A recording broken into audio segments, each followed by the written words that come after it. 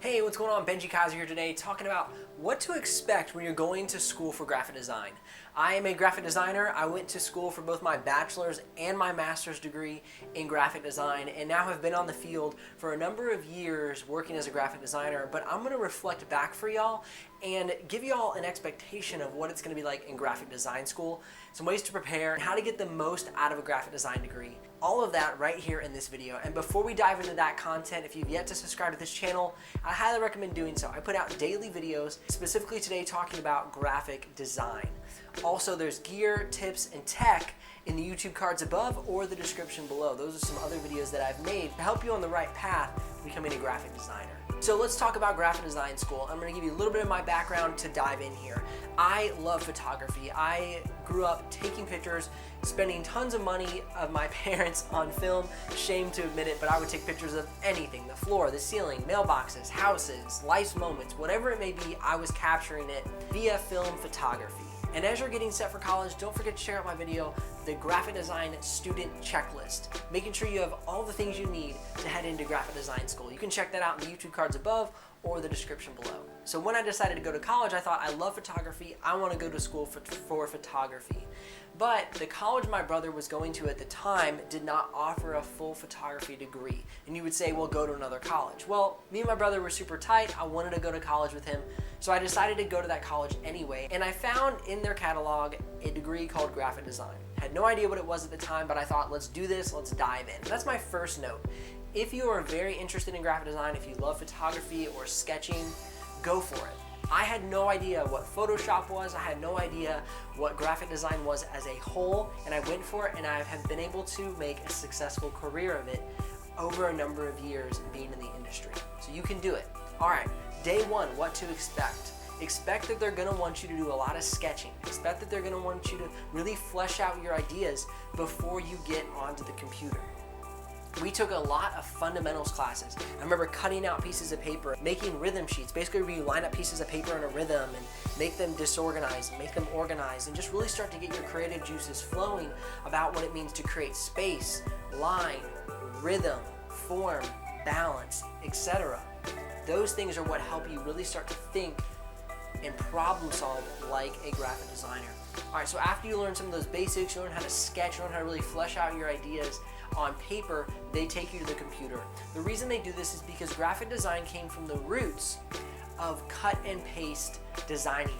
Basically, they would cut and paste together their designs, then they would, in a sense, scan them or transpose them into finished products, and that is what magazines, newspapers, and articles decades ago would do for graphic design before they had computers. So they're trying to get you to think outside of the box, which is the computer, to really flesh out your ideas before you get into the computer. All right, so once you're in the computer, you'll be working the Adobe Creative Suite, specifically Adobe InDesign, Adobe Illustrator, and Photoshop. Now, this may seem boring.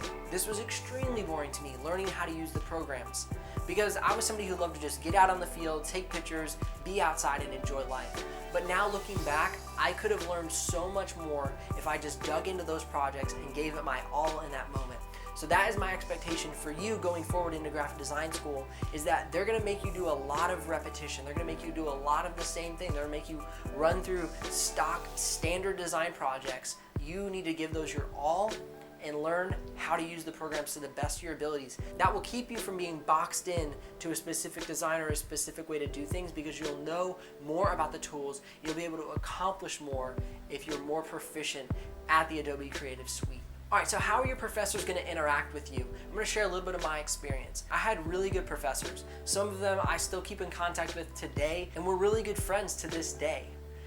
Others, you're not gonna like so much, you're not gonna jive so much, and you won't be friends to this day. What are you gonna learn from the good professors and from the bad professors? A lot of students complained about bad professors, but I told them that bad professors are like bad clients. You just have to do the best and make the most of that experience, of that relationship. Give them what they want. That is really good practice for your career in the future. There's a lot of times as a graphic designer today that I design things that I don't like, that I don't put in my portfolio, because that's what the client wants. Just like that's what that professor wants. Give it to them, give your all, and do your best, even if it's not what you would do for your personal portfolio. You can take time outside of class and start designing things for your personal portfolio. If you're curious about what you should put in your portfolio, check out that video in the YouTube cards above or the description below. And that'll help you understand as you're building your portfolio after design school. That's a side note, but it could be a helpful video to you. All right, so what happens when they critique your work? Because they're going to. They're going to tell you, I don't like this and I don't like that. Is that a personal attack? No. It's a preference, and it's an insight, and it's a perspective that you can't see from this side of the desk. That is the professor. On your side, you like your design. You're working, you're getting better, but they don't see that. They're a client. So consider them like a client who wants the best. Think about it. A good professor isn't going to want to leave you where they found you. As much as critiques hurt, take as much as you can from them. Absorb them. Think about them. Think about why they made the comments. Look at your design versus great award-winning design, and look at the distance between and see how you can gap the distance between the design you're producing and the great design that you're making. I have a video about how to get better as a graphic designer and some tips and tricks about improving your skills. And again, you can check that out in the links above or the description below.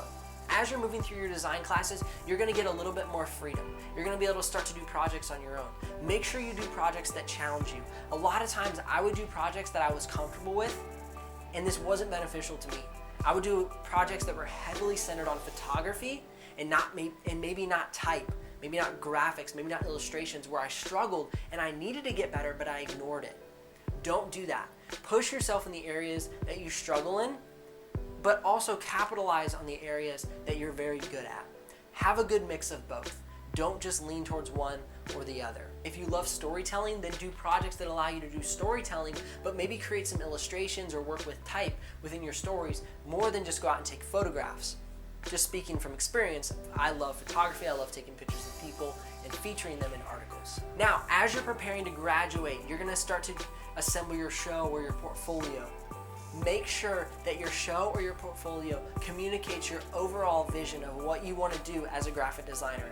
Start thinking about that as you're entering graphic design school. Start to research different graphic design careers and opportunities, and start to pinpoint where you're heading as a graphic designer. If you want to be a user experience designer, if you want to be a layout designer, if you want to be a digital designer that works with social media and works with different digital formats, then start to tailor your work towards that. That way, when your show comes, when you build your portfolio, and when you start to seek a job, your work showcases your interest. You don't want a mishmash of random stuff. You want a finalized, well-tailored portfolio to send out to the clients or to the jobs that you're looking to accomplish. Now, more than ever, you're going to be surrounded by tons of creative people. You might get a job in the future where you're the only creative person in the office. So take this time and really cherish your creative friends. Really cherish all of the creativity that's flowing around your hallways within your graphic design school. That's something that you don't always find out in the world. Not everybody's a graphic designer once you graduate.